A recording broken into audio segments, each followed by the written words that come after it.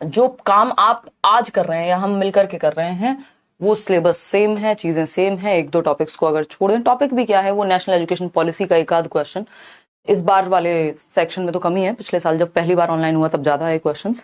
तो स्टार्ट करते हैं, समझते हैं कहानी। और वही क्वेश्चंस जो नेशनल एजुकेशन पॉलिसी आज मल्टी रिसोर्स या मल्टीलिंगुअल कंट्री की या मल्टीलिंगुअलिज्म की बात कर रही है, वो आज से पहले भी होती थी।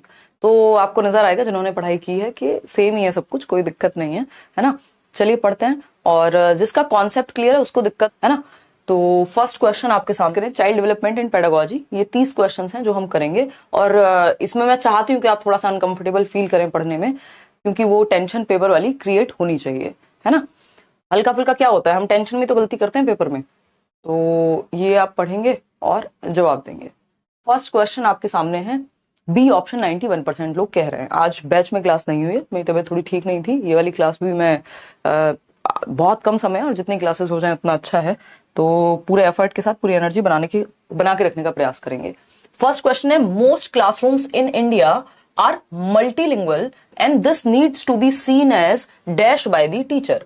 यानी भारत में अधिकांश कक्षाएं बहुभाषी होती हैं और इसे शिक्षक द्वारा डैश के रूप में देखा जाना चाहिए। अब हमें पता है, कल भी हम बात कर रहे थे, आपका जो एनसीएफ है उसमें प्रॉपर एक हेडिंग है, राष्ट्रीय पाठ्यचर्या की रूपरेखा 2005 में भी, और उसके बाद भी जब हम एनईपी की भी बात कर रहे हैं कि मल्टीलिंगुअलिज्म क्या है, एक रिसोर्स है, यानी बहुभाषिता। एक कक्षा में बहुभाषाएं बोलने वाले, यानी एक या उससे अधिक भाषाएं बोलने वाले, दो या दो से अधिक भाषाएं बोलने वाले बच्चे होंगे।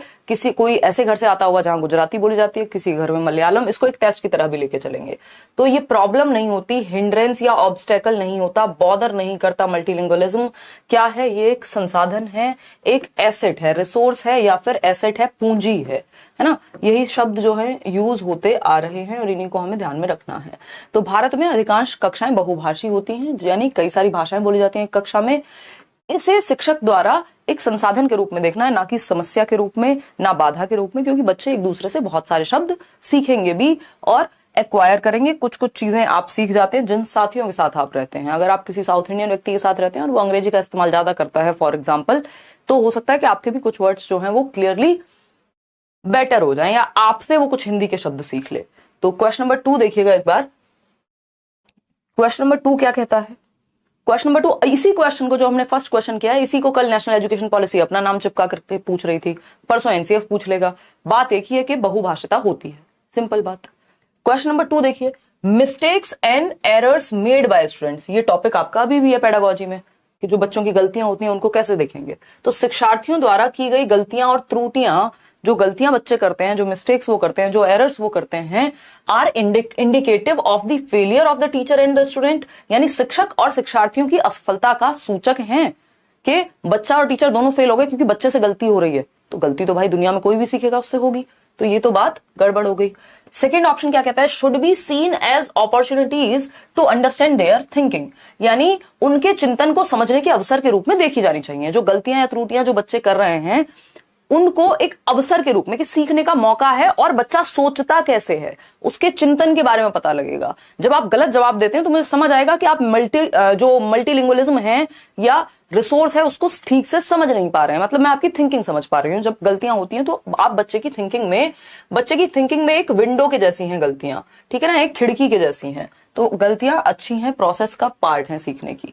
Should be severely dealt with, यानी कठोरता से निपटाई जानी चाहिए, डंडा ले लेना चाहिए हाथ में, एकदम खराब बात है। पनिशमेंट वैसे भी अलाउड नहीं है आपको, राइट टू एजुकेशन एक्ट साफ साफ मना करता है। फोर्थ है, are a wonderful opportunity to label children. देखिए ये बात तो इन्होंने बहुत अच्छे से शुरू की थी, लेकिन खत्म करते करते बैंड बजाती बात की कि बच्चों को कमजोर तथा उत्कृष्ट चिन्हित करने के अच्छे अवसर हैं। बिल्कुल भी नहीं, है ना। ऐसा कहना एकदम गलत होगा कि उसको लेबल ठप्पा लगाना, तुम वीक हो, तुम बहुत बढ़िया आउटस्टैंडिंग हो। तो एक ही ऑप्शन सही है कि बच्चे के चिंतन को समझने का अवसर प्रदान करती हैं। क्वेश्चन नंबर 3 देखिएगा, पढ़ने में दिक्कत तो नहीं हो रही है?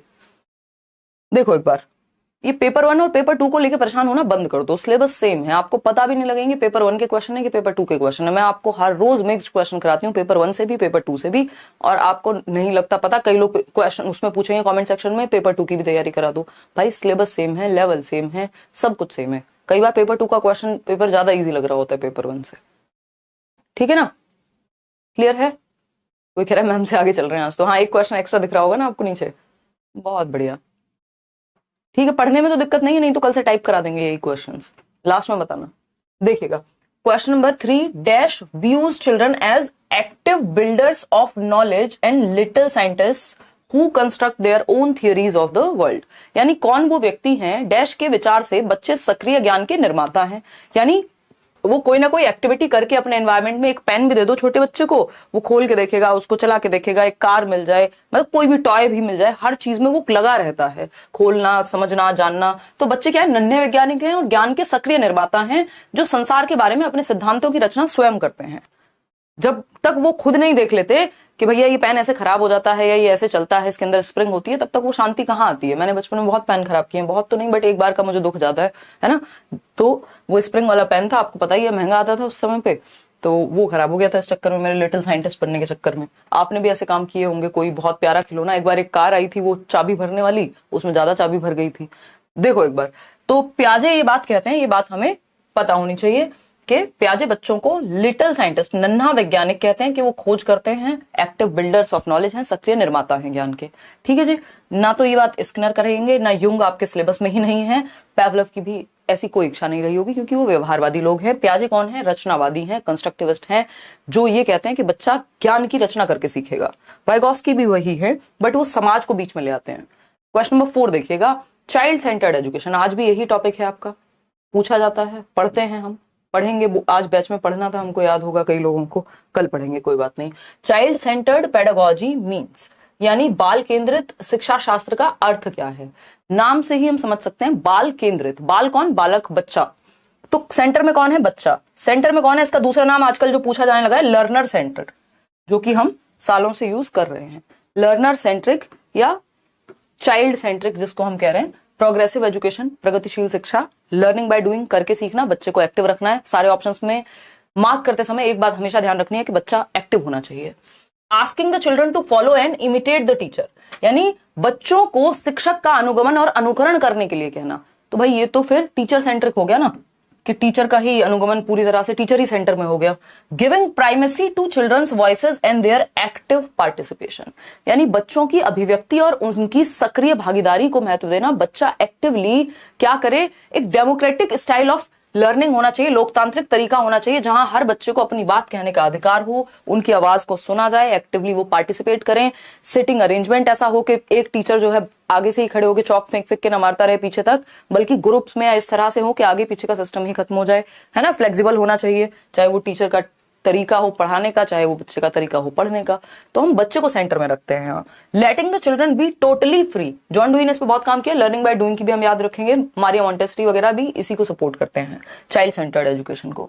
बच्चे को टोटली फ्री का मतलब क्या, टीचर को खत्म कर दें, क्लास से ले जाएं, कोई जरूरत नहीं है, ऐसा नहीं है। टीचर और बच्चे दोनों एक्टिव होते हैं। ये भी क्वेश्चन आता है कि चाइल्ड सेंटर्ड एजुकेशन में टीचर एक्टिव होगा कि बच्चा एक्टिव होगा। तो कई लोग घबरा करके ये लगा देते हैं कि भाई क्योंकि चाइल्ड सेंटर्ड है तो टीचर ही होगा, जबकि क्या होगा, टीचर और बच्चे दोनों एक्टिव होकर के ज्ञान का सृजन करेंगे, एक्टिवली कंस्ट्रक्ट करेंगे नॉलेज को, बोथ टीचर एंड स्टूडेंट्स। ठीक है जी,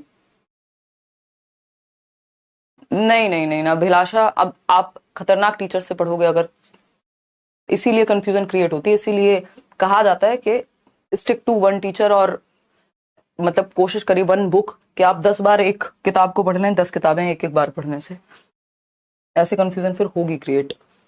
giving moral education to the children, यानी कि नैतिक शिक्षा देना बच्चों को, इसको हम चाइल्ड सेंटर्ड एजुकेशन कहते हैं? बिल्कुल भी नहीं। तो B option is the right answer, कि हम बच्चों की आवाज को प्राइमेसी देते हैं, तभी तो चाइल्ड सेंटर्ड कहला रहा है। अब ये हल्का सा मिसप्रिंट है, मैनेज कीजिएगा इसको। क्वेश्चन नंबर 5 क्या कहता है, पढ़िए एक बार। A teacher can help the children to process a complex situation by, यानी कि जटिल परिस्थिति को संसाधित करने में शिक्षक बच्चों की सहायता कर सकता है। कैसे? पहला ऑप्शन है not offering any help at all so that children learn to help on their own, यानी बच्चे को कोई मदद ही मत दो, अपने आप सीख जाएगा। तो अगेन ऐसा नहीं है कि चाइल्ड सेंटर्ड एजुकेशन ये कहती है या प्याजे ये कहते हैं कि टीचर का रोल खत्म कर दो। भाई वो फैसिलिटेट तो करेगा, वो सुविधा तो देगा, जहां दिक्कत होगी वहां तो होगा। तो ये बात तो गलत हो गई। Giving a lecture on it, lecture में बच्चा एक्टिव नहीं होता, हमें बच्चे को एक्टिव रखना है। Breaking the task into smaller parts and writing down instructions, कार्य को छोटे छोटे हिस्सों में बांटने के बाद निर्देश लिख करके, कॉम्प्लेक्स सिचुएशन यानी जटिल है, कोई जो समस्या है वो बड़ी समस्या है, जटिल समस्या है। तो जटिल समस्या कोई भी होती है या बहुत बड़ा लक्ष्य होता है, मान लीजिए आप यूपीएससी क्रैक कर रहे हैं या आपने सोचा है यार टीचिंग एग्जाम में मुझे नौकरी लेनी है कल, और आज आप जागे हो ताजा ताजा, तो क्या करोगे? एक बड़ा लक्ष्य होगा, कॉम्प्लेक्स हो गई चीजें, छोटे छोटे पार्ट्स में डिवाइड करोगे। पहले सीटेट करता हूं या करती हूं या करना पड़ेगा, उस सीटेट को भी हिस्सों में तोड़ोगे। पहले सीडीपी कवर करती हो, इससे बाकी सब्जेक्ट्स का बेस बन जाएगा, फिर हिंदी पे चलते हैं, फिर ईवीएस पे चलते हैं। ये क्या हुआ? आपने बड़े लक्ष्य को या कॉम्प्लेक्स प्रॉब्लम को स्मॉल स्मॉल पार्ट्स में डिवाइड कर लिया, जो कि एक अच्छा तरीका होता है प्रॉब्लम सॉल्विंग का, समस्या समाधान का।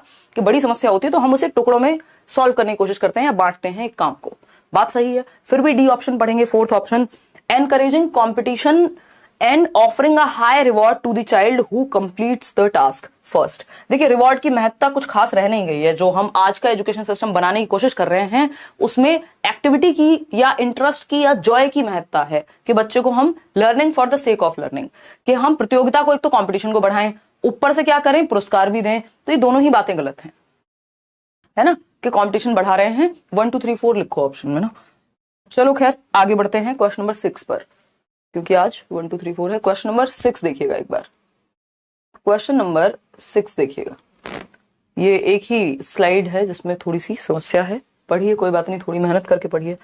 क्वेश्चन नंबर 6 कहता है expecting students to reproduce knowledge in the same way as it is received. यही बात ऑनलाइन के क्वेश्चंस में भी आ रही है, बस थोड़ा सा ट्विक कर देंगे कि बच्चों से या शिक्षार्थियों से यह अपेक्षा करना कि वे ज्ञान को उसी रूप में पुनः प्रस्तुत कर देंगे जिस रूप में उन्होंने उसे ग्रहण किया था। यानी मेरी टीचर ने तो यही लिखवाया है, एक एक शब्द ऐसे का वैसा ही होना चाहिए। ये क्या है? रटंत विद्या है। आप बच्चे से एक्सपेक्ट कर रहे हैं कि वो उगल दे वो चीज जो उसने रटी थी पेपर में एज इट इज, एक शब्द भी इधर उधर नहीं होना चाहिए, नंबर कट जाएंगे। ये सुना है ना हमने। तो ये एक्सपेक्टेशन रखना बच्चे से कि वो एज इट इज उगल देगा पेपर में, इसका मतलब आप रटने पे ध्यान दे रहे हैं। ये कोई इफेक्टिव स्ट्रेटेजी नहीं है आकलन की। इफेक्टिव का मतलब होता है क्या? प्रभावशाली। अफेक्टिव नहीं, वो इमोशन से जुड़ी हुई होती है। तो एक प्रभावी आकलन की युक्ति बिल्कुल भी नहीं है।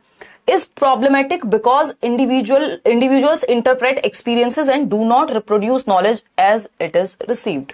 यानी समस्यात्मक बात है ये, अगर कोई ऐसा एक्सपेक्ट करता है कि बच्चे एज इट इज पेपर में छाप के आ जाएं चीजें, क्योंकि व्यक्ति अनुभवों की व्याख्या करते हैं। सेम चीज, सेम अनुभव या सेम किताब अगर आप पढ़ेंगे, सेम गाना आप सुनेंगे, आपकी व्याख्या जीवन की अलग हो सकती है। आप उसे अपने जीवन से जोड़ेंगे, मैं अपने जीवन से जोड़ूंगी, हो सकता है कोई जीवन से जोड़े ही ना, वो कहेगा मजे आ गए, ठीक है, थोड़ी बीट सुन ली।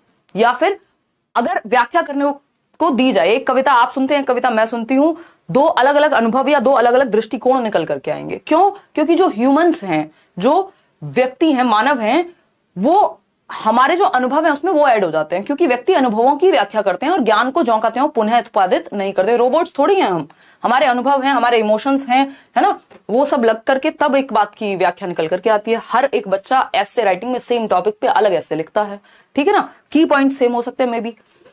थर्ड क्या है? Is good since we record everything as it is in our brains. तो भाई अब तो गूगल आ गया है ना, इतने सारे टूल्स हैं, आपको ब्रेन में रिकॉर्ड करने की क्या जरूरत है? पहले लोग नंबर याद रखते थे, अभी देखो 5-6 नंबर मुश्किल से याद होंगे आपको। कई लोग जो जेन जी आ रहे हैं नए वाले लोग, मुझे लगता है उनको 2-4 नंबर भी याद नहीं होंगे, ठीक है ना। तो अच्छा है क्योंकि हमारे मन में उसे रिकॉर्ड करने लगता है। आपको कोई रोबोट थोड़ी बनना है कि आपको चिप लगानी है आप में एक मेमोरी कार्ड की तरह। फोर्थ ऑप्शन है is good since it is easy for the teacher to assess. Teacher के आकलन के लिए, तो टीचर को आसान बनाने का काम थोड़ी है, बच्चे के लिए आसानी बनानी है हमें। टीचर को आसानी हो आकलन में, ये पर्पस थोड़ी है। टीचर तो भाई सुपरमैन सुपर वुमेन है, उसको कोई दिक्कत नहीं काम करने में। क्वेश्चन नंबर 7 देखिएगा, बेसिकली बच्चा सेंटर में है, आप अपना आराम नहीं देखते as a teacher.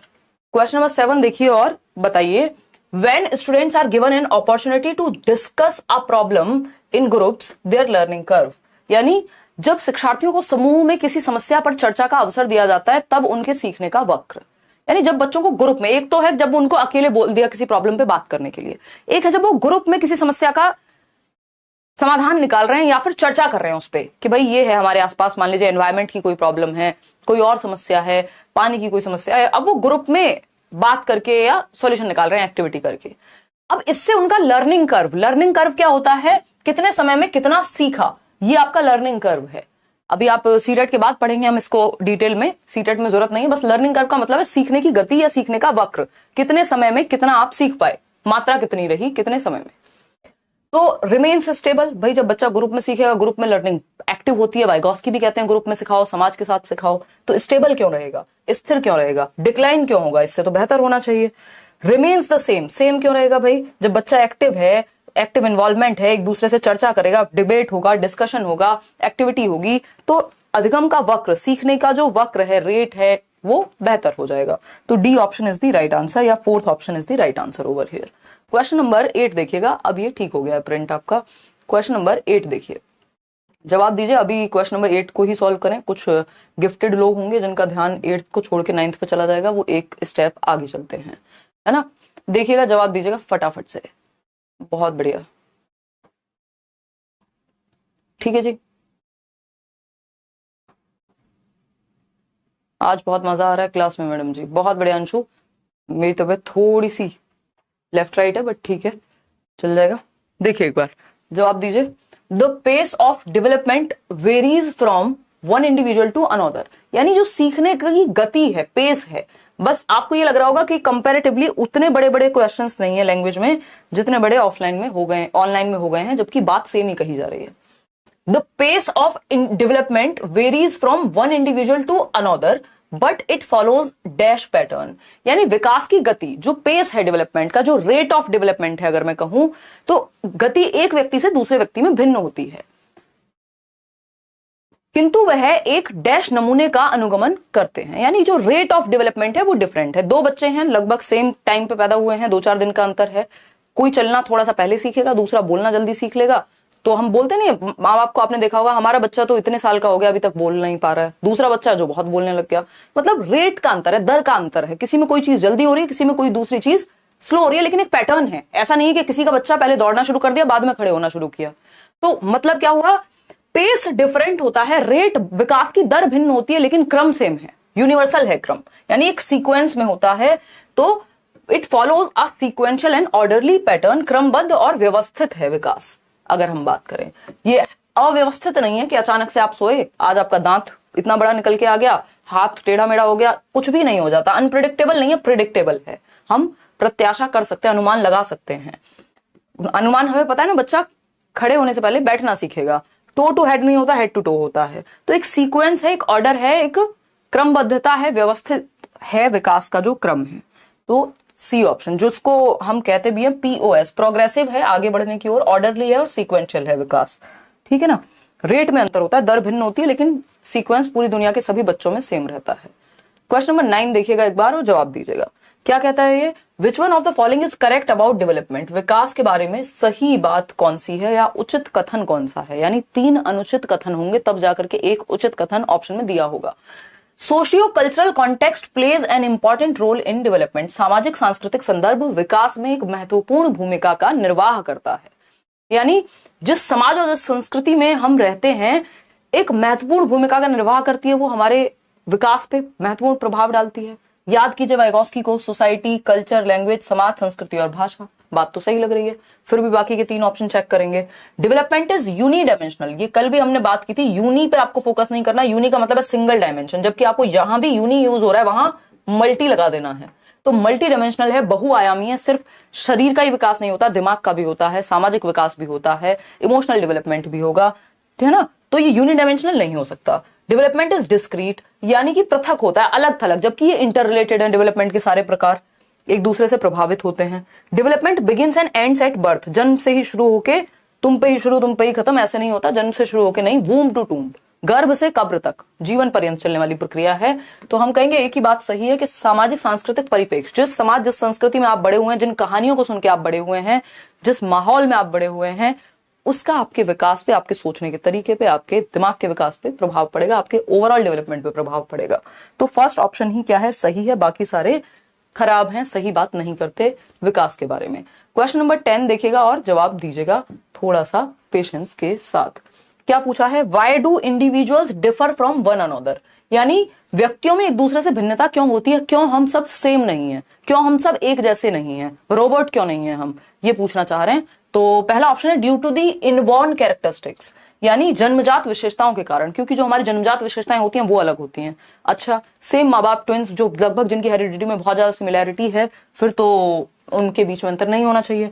Due to the interplay between heredity and environment, ये बात सुंदर, सस्ती, टिकाऊ लग रही है, क्योंकि आनुवांशिकता और वातावरण के बीच में जो अन्योन्य क्रिया होती है उसकी वजह से इंडिविजुअल्स क्या होते हैं, अलग होते हैं।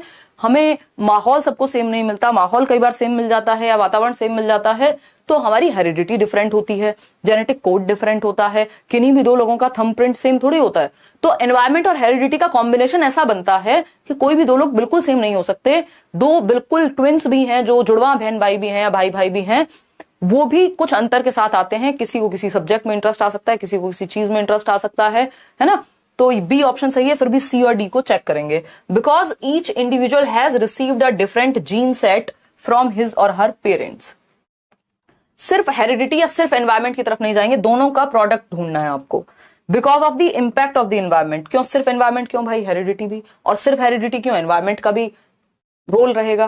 भाई अगर एनवायरमेंट ही नहीं मिलता, विराट कोहली या कोई भी व्यक्ति जो बहुत अच्छा आपको करते हुए नजर आ रहा है, तो यदि जीरो एनवायरमेंट हो जाता उसी समय पे, और स्पेशली स्पोर्ट्स जैसे फील्ड में जहां एक शुरुआत के जीवन में ही आपको बहुत अच्छा एनवायरमेंट देना होता है या चाहिए होता है उस तरह का एनवायरमेंट, एटलीस्ट अनुकूल वातावरण जिसको हम कह रहे हैं, वो मिलता ही नहीं, तो हेरिडिटी क्या करेगी, चार डालेगी, नहीं हो पाएगा। दोनों तरफ से चाहिए बात।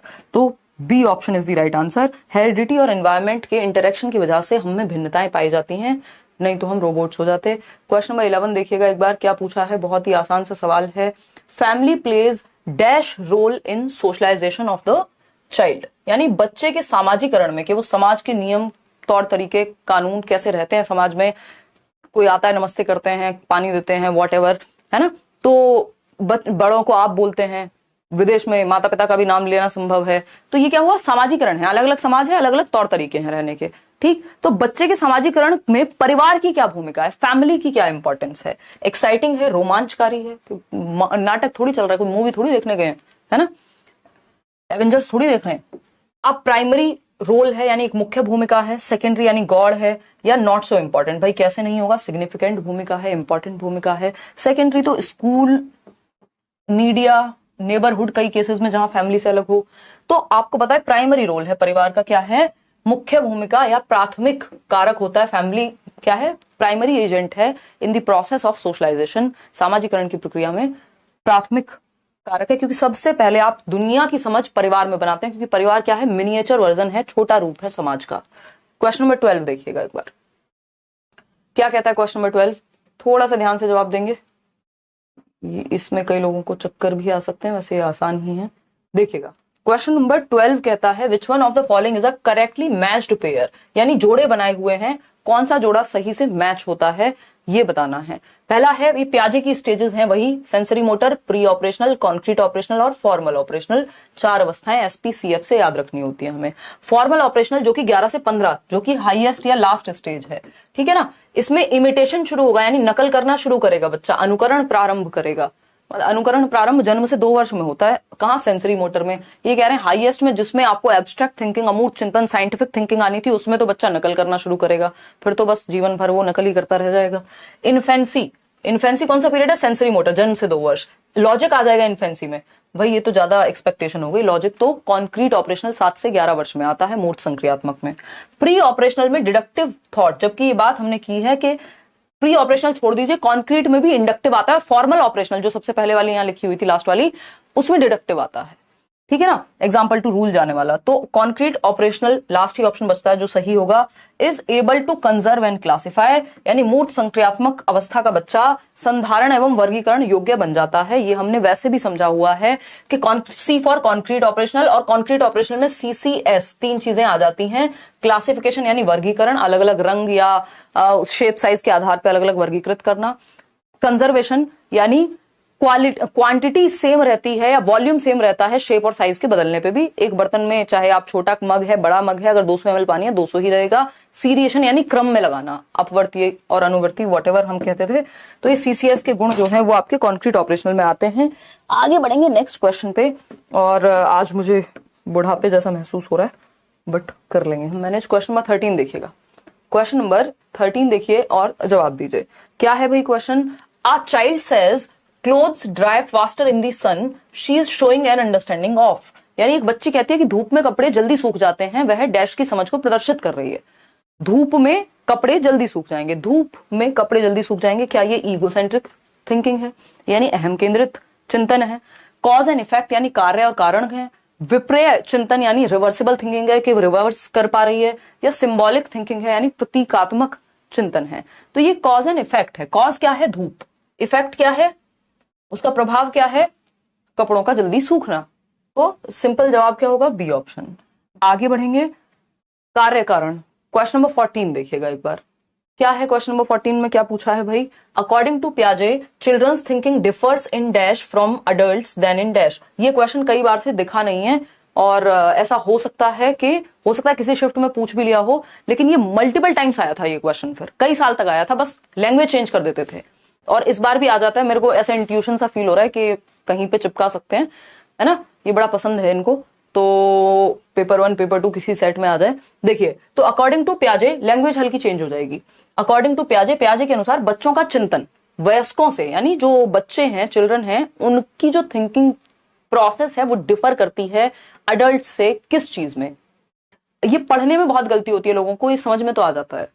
तो आप लोग बी ऑप्शन 65% लोग कह रहे हैं, यानी काइंड में डिफरेंट होता है अमाउंट की बजाय। बात तो सही कह रहे हैं आप। पियाजे के अनुसार बच्चों का चिंतन, जो बच्चों की सोच है, वो वयस्कों से डैश में भिन्न होती है। अब आपको सोचना है किस में भिन्न होती है। हमने ये बात की है कि बच्चा भी उतना ही सोच रहा है जितना आप सोच रहे हैं दिन भर में, बस आपके सोचने का प्रकार अलग होगा। तो किस में भिन्न होती है? प्रकार में भिन्न हो गई। जो सोच है वो काइंड में भिन्न होगी। क्यों? क्योंकि आपका प्रकार क्या होगा? आप सोच रहे होंगे यार आज घर में क्या बनाऊं, है ना? अगर आप खाना बनाने की जिम्मेदारी आपके पास है, या फिर आप सोच रहे होंगे कि ब्रेकअप हो गया यार, ये वाला सब्जेक्ट भी पढ़ना है। बच्चे के लिए हो सकता है वो वाला खिलौना टूट गया, मम्मी वहां घुमाने कब ले जाएंगी, लेकिन सोच दोनों रहे हैं। तो अमाउंट सेम है, मात्रा सेम है, बस प्रकार अलग है, क्वालिटी ऑफ थॉट अलग है। तो हम ये कहेंगे प्रकार में भिन्न होती है बजाय की मात्रा के। बच्चा भी उतना ही सोच रहा है जितना आप सोचते हैं। तो अकॉर्डिंग टू पियाजे children's thinking differs in kind. अब इसको और अलग अलग तरीके से कैसे कहा जा सकता है उसको भी समझेंगे, है ना? काइंड में डिफरेंट होती है जो बच्चे की सोच है, वो प्रकार में अलग है कि बच्चा अलग ढंग से सोचेगा, उसका क्वालिटी ऑफ थॉट डिफरेंट होगा। देन इन अमाउंट, अमाउंट उसके लिए भी सेम है। अब इसको क्या कहा जा सकता है? काइंड को आप क्वालिटी कह सकते हो कि क्वालिटी डिफरेंट है बच्चे के थॉट की और आपके थॉट की। वहीं अमाउंट को आप क्वांटिटी कह सकते हो कि क्वांटिटी में डिफर नहीं करता, जो थॉट है बच्चे का अडल्ट से, क्वालिटी में डिफर करता है। तो इसी तरह से मल्टीपल टाइम थोड़ा सा लैंग्वेज को ट्विक करके पूछा जा चुका है। तो आपको ये पता होना चाहिए कि काइंड में अलग है यानी क्वालिटी में अलग है, प्रकार में अलग है, अमाउंट यानी क्वांटिटी सेम है दोनों के सोचने की। अगर हम बात करें साइज में डिफरेंट है, टाइप में नहीं, तो ये बात गलत होगी, बल्कि टाइप में डिफरेंट है, साइज में नहीं। तो ये उल्टा कर दिया, साइज और टाइप भी लिखा हो तब भी आपको समझ जाना है कि टाइप डिफरेंट है बच्चे की सोच का, साइज नहीं। अमाउंट और काइंड ये उल्टा कर दिया। साइज और करेक्टनेस, करेक्टनेस और बिना करेक्टनेस की बात ही नहीं है कि बच्चा सही सोच रहा है या आप सही सोचते हैं बच्चा गलत सोचता है। भाई वो भी सही सोचता है अपनी एज के अनुसार। आगे बढ़ेंगे क्वेश्चन नंबर 15 पर। क्वेश्चन नंबर 15 क्या कहता है समझते हैं एक बार। क्वेश्चन नंबर 15 कहता है which of the following is an example of scaffolding. Scaffolding क्या है? एक आधारभूत सहायता का उदाहरण है ना? क्या है? एक आधारभूत सहायता का उदाहरण है स्कैफोल्डिंग। बताइएगा एक बार, स्कैफोल्डिंग आधारभूत सहायता का उदाहरण है, बताइए। पहला ऑप्शन है giving motivational lectures to students, यानी बच्चों को प्रेरित करने वाले भाषण देना स्कैफोल्डिंग है। या फिर offering explanations without encouraging questioning. देखो ये बात गलत नहीं लग रही होगी आपको पढ़ के, एक तरह से सहायता ही तो दे रहा है ना व्यक्ति, कि अगर मोटिवेशनल भाषण देने पे भी वो क्या हो रहे हैं, बच्चे प्रेरित हो रहे हैं, प्रॉब्लम सॉल्व हो जाएगी। किसी के दिमाग में तो आ रहा होगा ये भी, मैं देखना चाहती हूँ किसी ने तो लगा भी दिया होगा। 8% लोग हैं जिन्होंने दिया है। 10% लोग कह रहे हैं offering explanations without encouraging questioning. अब आप जब बस यहीं तक पढ़ लेते हैं और उसके आगे आप पढ़ते ही नहीं है तो गड़बड़ होती है। प्रश्न पूछने को बढ़ावा दिए बिना स्पष्टीकरण देना। भाई बच्चे को क्वेश्चनिंग को भी तो बढ़ावा देना है, बिना मतलब थोड़ा ना आप बिना मांगे मदद नहीं करनी होती। तो offering explanations without encouraging questions, बच्चे ने क्वेश्चन पूछा ही नहीं, क्वेश्चन किया ही नहीं, बस आपने एक्सप्लेन कर दिया तो उसके दिमाग में अटकेगा ही नहीं फिर वो कभी। Offering both material and non material rewards, rewards कभी भी क्या है, स्कैफोल्डिंग नहीं कहलाते। Giving prompts and cues and asking questions at critical junctures, ये बात है जो आपको समझनी पड़ेगी। बी ऑप्शन भी हट गया और आपका यहां सी ऑप्शन भी हट गया। अब आपको ए और डी में कंफ्यूजन हो सकती है। 68% लोग सही जवाब दे रहे हैं जो कि है डी, कि अनुबोधन और संकेत देना तथा नाजुक स्थितियों पर प्रश्न पूछना। इंग्लिश में पढ़ेंगे तो और अच्छे समझ में आएगा कि प्रॉम्प्ट्स देना, क्यूज देना, इनको क्या, इनका मतलब क्या, हिंट्स देना अगर मैं कहूं तो, ठीक है ना। And asking questions at critical junctures, यानी बच्चा जहां अटक रहा हो वहां उसको हिंट देना, वहां उसको मदद देना, वहां हाफ प्रॉब्लम सॉल्व कर देना। किसी स्टेप पे अटका है मान लो मैथ्स के या किसी भी सब्जेक्ट में, तो वो स्टेप सॉल्व कर देना, उसको हिंट दे देना। जब बच्चा अटकता है वहां मदद दी जाती है, वो भी टेम्परेरी, जब तक वो स्वयं ना करने लग जाए। ये वैसी हेल्प नहीं है कि जरूरत भी नहीं है तब भी हेल्प दे रहे हैं। मोटिवेशनल लेक्चर कहां दिया जा रहा है, बच्चा कहीं अटका था नहीं, तो जहां बच्चे को प्रॉब्लम होती है वहां उस एक स्टेप पे प्रॉब्लम को हेल्प की तरह, टेम्परेरी हेल्प कहते हैं इसको, अस्थायी मदद कहते हैं, कि जहां दिक्कत है वहां वो टीचर या मोर नॉलेजेबल अदर, जो भी व्यक्ति उससे ज्यादा जानता है, वो हेल्प दे दे बच्चे को। ये दिया तो ब्रूनर ने था, बट ये वाइगॉस्की की थियरी में यूज होता है, तो ब्रूनर आपके किसी काम के नहीं है। स्कैफोल्डिंग के कॉन्सेप्ट में आपको वाइगॉस्की याद रखना है, चाहे स्कैफोल्डिंग हो चाहे जेडपीडी हो। क्वेश्चन नंबर 16 देखिएगा। क्वेश्चन नंबर 16 क्या कहता है भाई, देखिएगा एक बार। वाइगॉस्की के अनुसार बच्चे सीखते हैं, यानी वाइगॉस्की के अनुसार बच्चे सीखते कैसे हैं। According to Vygotsky, children learn by maturation, यानी परिपक्व होकर के सीखते हैं। या फिर बी ऑप्शन, हम बिहार में सुपर टेट परीक्षा देने जा रहे हैं आपकी वजह से, आपका दिल से धन्यवाद, थैंक यू सो मच जी। देखिए, तो अगर हम बात करें बाय मैचुरेशन यानी परिपक्वता, यानी जीन्स, मैचुरेशन क्या है, एक जेनेटिक प्रोसेस है, हाईली रिलेटेड टू हेरिडिटी है। ये बात हमें पता है कि समय के साथ हमारे दांत आते हैं, समय के साथ हमारी अकल वाली दाढ़ आती है, बोला जाता है विजडम टूथ। तो ये सब क्या है, या समय के साथ प्यूबर्टी हिट करती है मेल और फीमेल में। तो ये क्या है, मैचुरेशन की प्रक्रिया है जो हेरिडिटी हमारे जेनेटिक कोड से आ रही है। और ये कह रहे हैं वाइगॉस्की के अकॉर्डिंग क्या सही होगा। वाइगॉस्की तो बायोलॉजिकल एस्पेक्ट्स को, जैविक प्रक्रियाओं को, आनुवांशिकता को महत्व ही नहीं देते उन्होंने, तो बल्कि वाइगॉस्की की थियरी को क्या किया जाता है, क्रिटिसाइज किया जाता है, आलोचना की जाती है कि उन्होंने हेरिडिटी पे ध्यान ही नहीं दिया, सोसाइटी, कल्चर और लैंग्वेज में ही डांस करते रह गए, ठीक है ना। तो मैचुरेशन तो होगा ही नहीं।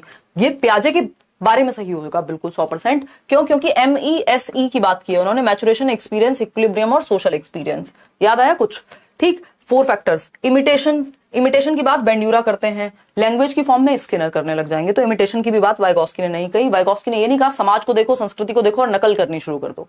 वाइगॉस्की कह रहे हैं उनके साथ इंटरेक्ट करके।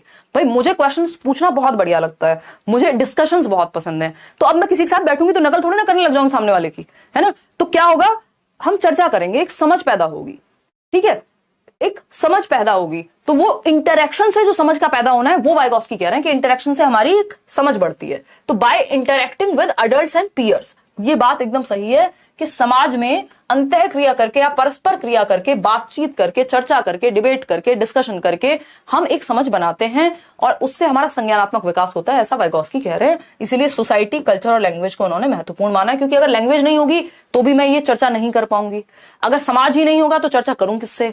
कल्चर, जो एक चीज चली आ रही है वहां से कुछ सीखने को नहीं मिलेगा तो भी मजा नहीं आएगा। तो ये तीनों ही चीजें महत्वपूर्ण हैं। रीइंफोर्समेंट की कोई वैल्यू ना प्याजे की नजर में है, ना वाइगॉस्की की, ना आपके सिलेबस में है कोई। क्यों, क्योंकि ये व्यवहारवादी पक्ष है और हम रचनावादी पक्ष यानी कंस्ट्रक्टिविज्म को ध्यान में रखते हैं। आगे बढ़ेंगे क्वेश्चन नंबर 17 पर। कोहलबर्ग हैज गिवन, ये क्वेश्चन आज तक आ रहा है, पिछली बार भी पूछा हुआ है, एज इट इज क्वेश्चन, है ना। तो आपको नजर आएगा बहुत ज्यादा कुछ बदला नहीं है, सिलेबस सेम है, तरीका थोड़ा बहुत कभी कभी क्वेश्चंस में बदल जाता है, बहुत सारे क्वेश्चंस में तरीका भी सेम है ना। कोहलबर्ग ने प्रस्तुत किए हैं, क्या प्रस्तुत किए हैं, स्टेजेस ऑफ फिजिकल डेवलपमेंट, कि शारीरिक विकास कैसे होता है, बच्चा 1.5 साल में इतना लंबाई होती है, फिर इतनी होती है, ऐसा कुछ पढ़ा है कोहलबर्ग के बारे में, नहीं पढ़ा, है ना। The stages of emotional development, संवेगात्मक विकास की बात की है। संवेगात्मक विकास की थियरी में हम बात किसकी कर रहे थे, हमने वॉटसन की बात की थी, फियर, एंगर, लव, ये 3 इमोशंस की वो बात करते हैं। हमने इंस्टिंक्ट थियरी की बात की है मैकडूगल की, बट वो आपकी सीटेट में महत्वपूर्ण नहीं है। तो इमोशनल डेवलपमेंट की भी बात नहीं कर रहे कोहलबर्ग।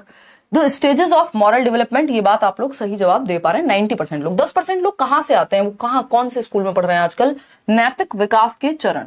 मॉरल डेवलपमेंट की थियरी कोहलबर्ग ने दी है, पियाजे की थियरी से इंस्पायर्ड है, कॉपीड नहीं है, याद रखिएगा, ठीक। The stages of cognitive development, ये तो पियाजे ने दी है, वाइगॉस्की ने स्टेजेस दी ही नहीं है, स्टेजेस ऑफ कॉग्निटिव डेवलपमेंट पियाजे ने दी है, ठीक है। और पियाजे ने मॉरल डेवलपमेंट की भी थियरी दी थी, जिससे इंस्पायर्ड है नैतिक विकास का सिद्धांत किसका, कोहलबर्ग का। इनको क्रिटिसाइज किसने किया है, क्रिटिसाइज किया है कैरल गिलिगन, इन्हीं की स्टूडेंट थी। और कितनी स्टेजेस दी हैं, 6 स्टेजेस। कितने लेवल्स दिए हैं, 3 लेवल, 6 स्टेजेस, हर एक लेवल पे 2 स्टेज, तो 3 दूनी 6 होते हैं, ये हमको सबको पता है, ठीक है जी। आगे बढ़ेंगे क्वेश्चन नंबर 18 पर और आप देंगे जवाब, ठीक। थोड़ा सा बड़ा सवाल है, इतना भी छोटा नहीं है, ऑफलाइन होने के बावजूद पढ़िएगा और जवाब दीजिएगा, एक बार फटाफट से जवाब दीजिए। स्कूल के पीछे कोई कह रहा है, बहुत बढ़िया शिवानी। हाँ चलिए बताइए एक बार, मार्च से आते हैं मैम। हाँ ये बात आपने सही कही सौम्या। टाइटैनिक तो नहीं देख के आ रहे हैं? रेगुलर क्लास लेते हैं क्या आप मैम? शिल्पी बिल्कुल रेगुलर ले रहे हैं यार, है ना, पेट में दर्द है तब भी रेगुलर ले रहे हैं। अब इससे ज्यादा क्या बच्चे की जान लोगे हैं? इवन बैच में छुट्टी हो गई है आज, संडे को ऑफ रखते हैं और पेपर तक कोशिश रहेगी जितना ज्यादा काम हम लोग कर पाए उतना अच्छा है। टू ऑप्शन 84% लोग कह रहे हैं। चलिए समझते हैं कहानी है क्या। Which one of the following situations is illustrative of a child-centered classroom? यानी निम्नलिखित में से कौन सी स्थिति बाल केंद्रित कक्षा कक्ष को प्रदर्शित कर रही है। यानी कौन सी एक एक्टिविटी या कौन से ऑप्शन को देख करके आप अनुमान लगा पा रहे हैं कि बच्चे सेंटर में होंगे इसमें। A class in which the textbook is the only resource, ये कल भी बात की थी कि टेक्स्ट बुक एकमात्र संसाधन नहीं हो सकती, one of the resources होती है, ठीक है ना। A class in which the students are sitting in groups and the teacher takes turns to go to each group, यानी एक कक्षा जिसमें शिक्षार्थी समूहों में बैठे हैं और शिक्षिका बारी बारी से प्रत्येक समूह में जा रही है, यानी टीचर भी एक्टिव बच्चे भी एक्टिव, और ऐसा नहीं है कि पीछे वाले बच्चे सो गए सब ग्रुप में बैठे हैं तो एक्टिव भी हैं। बात सही लग रही है। अ class in which the behaviour of students is governed by the rewards and punishment. Reward और पनिशमेंट कुछ काम के नहीं है ना, कुछ भी काम के नहीं है। आज के एजुकेशन के सिस्टम में अगर देखा जाए तो बहुत ज्यादा महत्व इनका रह नहीं गया, वो बात अलग है। हमारी कंडीशनिंग हो चुकी है कि हम इनको महत्वपूर्ण ज्यादा मानते हैं और ये पुश स्टार्ट देने में, बच्चों की शुरुआत कराने में कई बार हेल्पफुल होते हैं और ये व्यवहारवादी कॉन्सेप्ट है।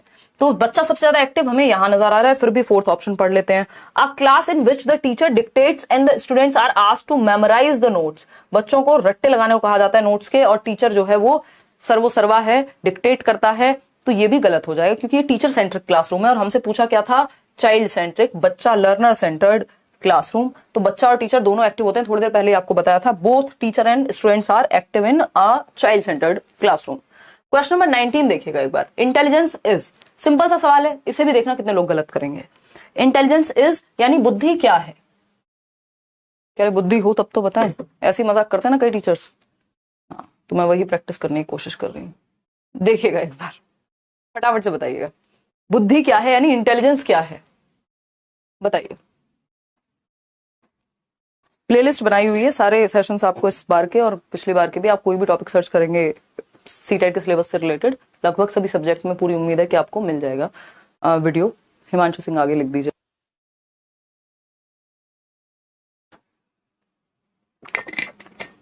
बताइए फटाफट, हिम्मत आपने बहुत दिखाई। 19 क्वेश्चन हम कर चुके हैं, 10 सवाल और हैं। इंटेलिजेंस क्या है?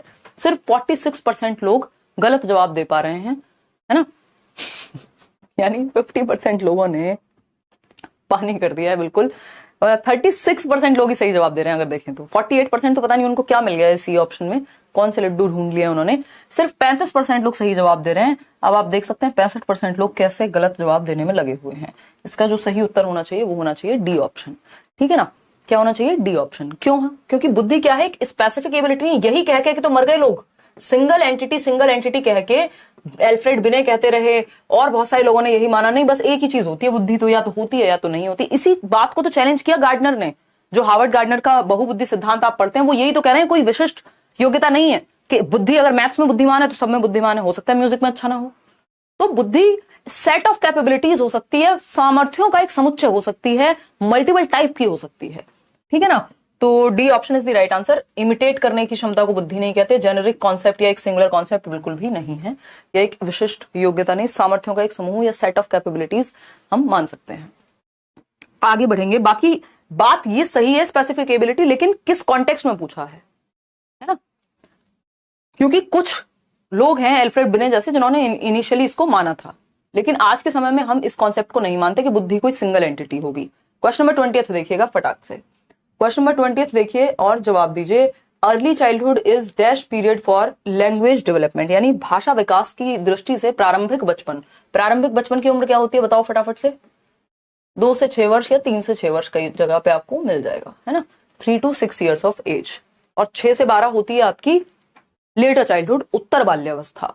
तो पहला ऑप्शन क्या कहता है? भाषा विकास के लिए प्रारंभिक बचपन अमहत्वपूर्ण है। अब हमें पता है 2 से 6 वर्ष इतना महत्वपूर्ण है हमारे लिए लैंग्वेज डेवलपमेंट के लिए। क्या कहते हैं हम इसको? क्रिटिकल पीरियड कहते हैं, बेहद महत्वपूर्ण जिसको हम कहते हैं, है ना, बेहद महत्वपूर्ण। सेंसिटिव पीरियड है एक, क्रिटिकल पीरियड है, फास्टेस्ट पीरियड है फॉर लैंग्वेज डेवलपमेंट। सबसे तेजी से भाषा का विकास बच्चे का यही होगा। हर चीज को वो रिपीट करता है 2 से 6 वर्ष में, और 6 वर्ष में कक्षा 1 में जाता है बच्चा, उससे पहले उसको बोलना सुनना समझना आता है।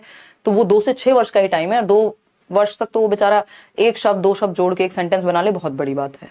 तो एक सेंसिटिव या संवेदनशील यानी माहौल मिले तो बहुत अच्छे से वो भाषा को यहाँ एक्वायर कर लेगा। अनइम्पॉर्टेंट नहीं है, न्यूट्रल यानी जीरो नहीं है ना, और नॉट सो सिग्निफिकेंट नहीं, सिग्निफिकेंट पीरियड है। ठीक, लगभग हर दृष्टि से, फिजिकल डेवलपमेंट की भी, सोशलाइजेशन की भी, बुद्धि